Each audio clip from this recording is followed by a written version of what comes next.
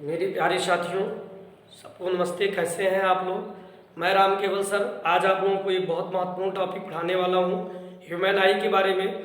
सबसे पहले हम लोग समझते हैं ह्यूमन आई है क्या। मानव नेत्र जिसको कहा जाता है, इसके अंदर एक द्विउत्तल लेंस होता है और इस द्विउत्तल लेंस पर प्रकाश अपवर्तन के पश्चात हमारी रेटिना पर प्रतिबिंब बनाती है और क्या होती है कि हमें वस्तुएं दिखाई देती है। मानव नेत्र जो है 25 सेंटीमीटर मतलब को 25 मतलब 2.5 सेंटीमीटर के व्यास के गोले में है। मतलब माना जाए तो इतनी बड़ी बनेगी, ये इतनी बड़ी उसकी व्यास होगी कि पेन की नोक ले लो 2.5 सेंटीमीटर यहाँ तक हो जाएगा लगभग। इतनी बड़ी, इतना बड़ा मान सकते हैं। ये देख लो सामने, ये इसको मानव नेत्र बोलते हैं। गोल दिख रहा है आप लोगों को, चेक कर सकते हो, गोल दिख रहा है, ये मानव नेत्र है। बाहर वाला भाग है, सफेद वाला भाग है, सफेद के नीचे ये सफेद दिख रहा है आपको, इसके नीचे रक्तक है और रक्तक के नीचे जो रेटिना वाला पार्ट है जहाँ प्रतिबिंब बनता है वो है। एक चीज और आंख में चेक कर लीजिए आप लोग ध्यान से, आंख के अंदर एक चीज और देख लीजिए, यहाँ कुछ दिख रहा होगा चिपचिपा टाइप। उसके बाद में फिर अंदर देखिए एक काला सा पार्ट होगा और काले के बीच में भी एक हल्की सी बूंदी टाइप होगी। इन सारी चीजों को अभी डिस्कस करेंगे हम। चलिए आइए देखते हैं।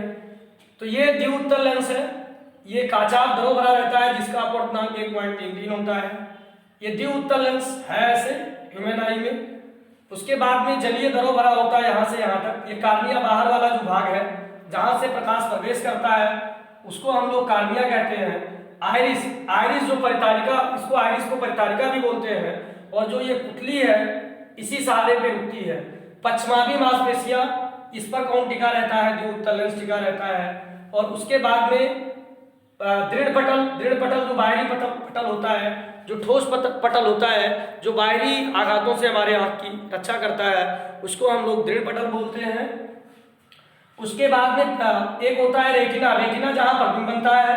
एक पीत बिंदु रेटिना का ही भाग है। इस बिंदु पर अगर प्रतिबिंब बनता है तो वस्तु बहुत स्पष्ट व साफ दिखाई देती है। उसके बाद में प्रकाश तंत्रिका, यहाँ से हमारे आंखों से प्रकाश की तंत्रिकाएं निकल करके दिमाग में पहुंचती हैं, मस्तिष्क को जाती हैं और इसी पॉइंट को हम अंधबिंदु कहते हैं। यहाँ अंधेरा होता है। ये बाहर अंदर वाला जो पार्ट है रेटिना वाला, ये काला होता है, ब्लैक होता है, ताकि प्रकाश को अवशोषित कर ले, प्रकाश का परावर्तन ज्यादा न हो। फिर आगे जो है दृढ़ पटल बाहरी आघातों से भी आंख की सुरक्षा करता है, बाहरी परत है नेत्र का। रक्तक पटल बाहरी परत के ठीक नीचे वाला परत जो है, ठीक बाहरी परत के ठीक नीचे वाला परत, इसको बोलते हैं। उसके बाद में कार्निया क्या होती है, कार्निया से प्रकाश प्रवेश करता है, प्रकाश नेत्र में प्रवेश करता है, नेत्र में प्रवेश करता है। उसके बाद आइरिस क्या होती है, आइरिस जो होती है यहां होती है, जो पुतली को नियंत्रित करती है, पुतली के साइज को नियंत्रित करती है, उसी को हम लोग आइरिस बोलते हैं।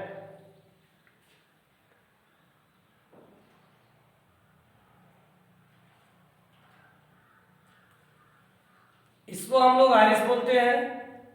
और ये आइरिस जो है एक कैमरे की डायाफ्राम की तरह काम करता है, एक कैमरे की। और आंख की जो रंग है, आंख की रंग वो आइरिस पर डिपेंड होती है। आंख की रंग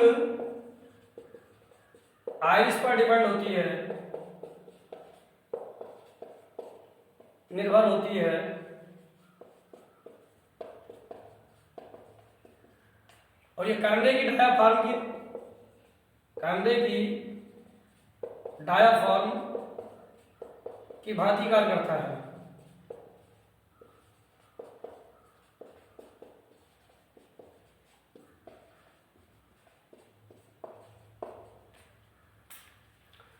पुतली, ये देखिए आइरिस के बीचों बीच में एक छोटा सा गोल पार्ट होता है, पुतली, जहां से मानव नेत्र में प्रकाश एंट्री करता है, प्रवेश करता है, उसको पुतली कहते हैं। पुतली की अपनी एक और क्वालिटी है, जब ज़्यादा प्रकाश होता है, जब हम वहाँ अधिक प्रकाश में जाते हैं तो पुतली की साइज जो है वो छोटी हो जाती है। क्यों इसलिए छोटी होती है? ताकि उसकी जो लिमिटेशन है उतना प्रकाश ही उसके अंदर जाए। लेकिन जब हम अंधेरे कमरे में आते हैं तो क्या होती है, हमारी पुतली की साइज बड़ी हो जाती है। और अब बड़ी इसलिए होती है ताकि उचित मात्रा में प्रकाश हमारे आंखों के अंदर पहुंच सके और वस्तुएं हमें दिखाई दे, रेटिना पर प्रतिबिंब बने। कभी कभी आपने देखा होगा, अचानक जब एक अंधेरे कमरे से बाहर जाते हैं तो आप चकाचौंध लगती है। क्यों लगती है? क्योंकि बाहर अंदर जब कमरे के अंदर आप होते हैं तो आपकी जो मतलब पुतली है उसकी साइज बड़ी होती है, और अचानक जब प्रकाश में पहुंच जाते हैं तो उस ज़्यादा प्रकाश हमारे आँख के अंदर एंट्री कर जाता है और इससे चकाचौंध प्रतीत होता है। या बाहर से कभी कभी अंदर आते हैं तो एकदम दिखाई नहीं देता है, क्योंकि धूप में पुतली की साइज छोटी हो जाती है और घर में आने से प्रकाश की मात्रा कम होती है, तो धीरे धीरे फिर वो बड़ी हो जाती है। तो इसको हम पुतली कहते हैं। पुतली से प्रकाश एंट्री लेती है, पुतली यहाँ होती है, ये आइरिस, दोनों आइरिस के बीच में होती है। फिर उसके बाद में नेत्र लेंस। नेत्र लेंस द्विउत्तल लेंस बना होता है, इस प्रकार का होता है। नेत्र लेंस क्या करता है, प्रकाश की किरणों को अपवर्तित करके रेटिना पर प्रतिबिंब बना देता है, रेटिना पर प्रतिबिंब बनाता है। पश्चमाभी मांसपेशियां, ये मोस्टली इंपॉर्टेंट है। जो पश्चमाभी मांसपेशियां हैं वो क्या करती हैं, जो फोकस होता है, फोकस बिंदु, जो फोकस दूरी होती है उसको घटाती बढ़ाती है आवश्यकता अनुसार। क्यों? क्योंकि जब हम लोग लेंस के लिए फार्मूला लगाएंगे तो केवल एक फार्मूला है, 1/f बराबर b माइनस 1/u। यहाँ से यहाँ तक की दूरी हमारी नहीं बढ़ती है। ये मान लो यहाँ लेंस है तो यहाँ प्रतिबिंब बनेगा, तो b को तो हम चेंज नहीं करते हैं, क्योंकि लेंस और रेटिना के बीच की जो दूरी होती है वो हमेशा फिक्स होती है, तो इसको बदल नहीं सकते हैं। तो हमारी वस्तु u, अभी मान लो कोई बंदा है, बहुत पास कोई पेड़ लगा हुआ है देख रहा है, वहीं बंदा बहुत दूर की पेड़ को देख रहा है, तो क्या क्लियर होता है कि प्रतिबिंब दोनों का दिखाई देता है ना। दिखाई कब देगा? जब रेटिना पर बनेगा। बट ये बी हमारी चेंज नहीं होने वाली है, तो इसका मतलब एफ आवश्यकता अनुसार बदलता है। तो जो एफ होती है नेत्र लेंस की फोकस दूरी, वो आवश्यकता अनुसार बदलती है वस्तु को देखने के हिसाब से। और वो कौन बदलता है? वो बदलता है ये पश्चमाभी मांसपेशियां, जो नेत्र लेंस है उसकी फोकस दूरी को घटाती बढ़ाती है और लेंस की समंजन क्षमता को बनाए रखती है। मतलब नेत्र की समंजन क्षमता, एक वर्ड है नेत्र की समंजन क्षमता। जलीय एवं काचाभ द्रव, ये जलीय द्रव जो भरा होता है वो यहाँ भरा होता है, हमारी यहाँ जलीय द्रव, ये आइरिस और कार्निया के बीच में एक द्रव भरा होता है जिसको जलीय द्रव कहते हैं। इसका अपवर्तनांक 1.33 होता है। और काचाभ द्रव, कांच जैसा द्रव, यहाँ रेटिना और कहाँ भरा होता है, रेटिना और द्विउत्तल लेंस के बीच में भरा होता है, जिसको हम लोग काचाभ द्रव कहते हैं। फिर है पीत बिंदु। पीत बिंदु एक ऐसा बिंदु है जब यहाँ पर प्रतिबिंब बनता है तो बहुत स्पष्ट, बहुत क्लियर, एकदम खूब साफ दिखाई देता है हम लोगों को, उसको हम लोग पीत बिंदु कहते हैं। उसके बाद में है अंध बिंदु। ये जहाँ से, जिस बिंदु से प्रकाश तंत्रिकाएं जो है वो माइंड में जाती है, उस बिंदु को अंध बिंदु बोलते हैं। फिर नेत्रोद। नेत्रोद किसको कहते हैं? ये यहाँ से लेकर के यहाँ तक के भाग को नेत्रोद कहा जाता है।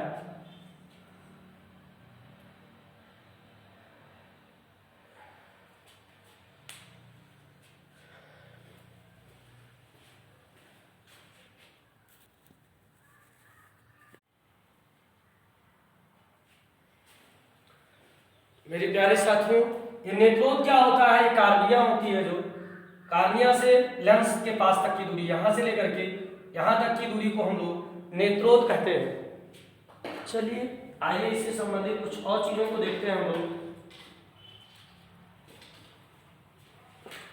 मानव नेत्र का काम जो है वस्तुओं का प्रतिबिंब बनाना है और दिखाई देना है वस्तुओं को।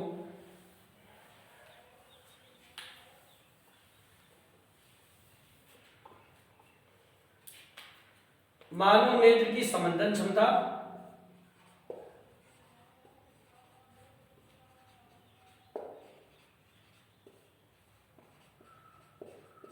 फिर निकट बिंदु और दूर बिंदु।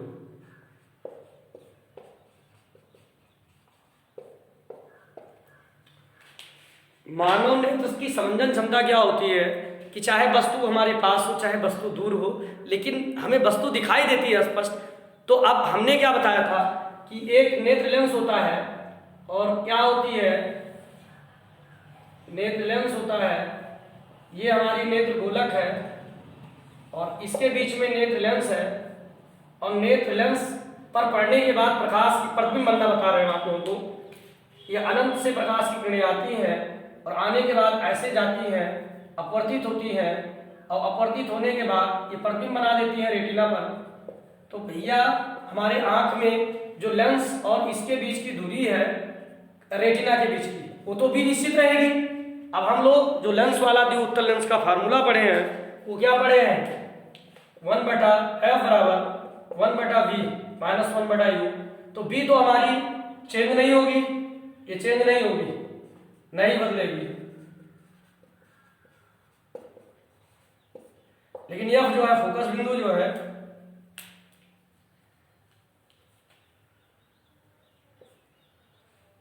अब यू का मतलब मान लो यहां नेत्र है, यहां से देखा जा रहा है किसी चीज को, इधर सामने कोई चीज है, कोई चीज यहां है, कोई चीज यहां आ गई, तो दोनों तो हमें साफ दिखती है। इसका मतलब हमारी यू बदल रही है तो एफ बदलेगी, और इसी एफ के बदलने की प्रक्रिया को मानव नेत्र की संवेदन क्षमता कहते हैं। इसी एफ को बदलने की प्रक्रिया को हम लिख सकते हैं मानव नेत्र में पश्चिमाभि, इसको सिलेरी मांसपेशियां भी बोलते हैं, पश्चिमाभि मांसपेशियां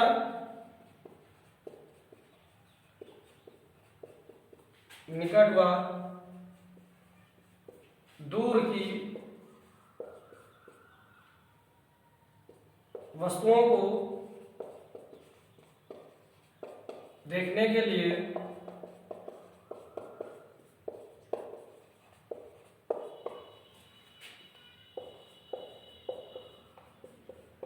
अपनी फोकस दूरी को नेत्र लेंस की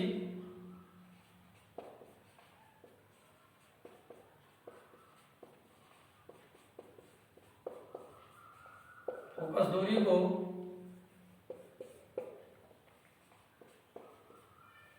आवश्यकता अनुसार बदल लेती है, अनुसार बदल देती है।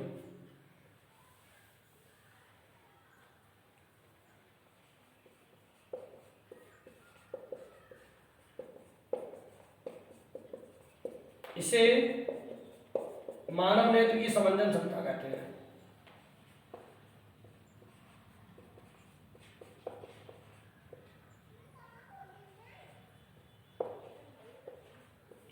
क्षमता कहते हैं।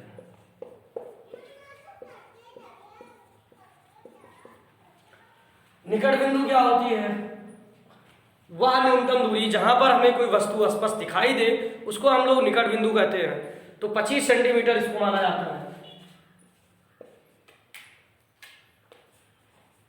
निकट बिंदु 25, और दूर बिंदु वह अधिकतम दूरी जहां पर स्थित कोई वस्तु हमें स्पष्ट दिखाई दे उसको दूर बिंदु कहते हैं। तो दूर बिंदु अनंत होता है। मेरे प्यारे दोस्तों एवं साथियों एवं प्यारे विद्यार्थियों, मेरा वीडियो कैसा लगा लाइक करना, कमेंट करना और सब्सक्राइब भी कर लेना और अन्य ग्रुपों में भी भेज देना, ताकि आप लोगों के लिए मैं मेहनत करता रहूं और मेरी वीडियोज़ आप तक पहुंचती रहे।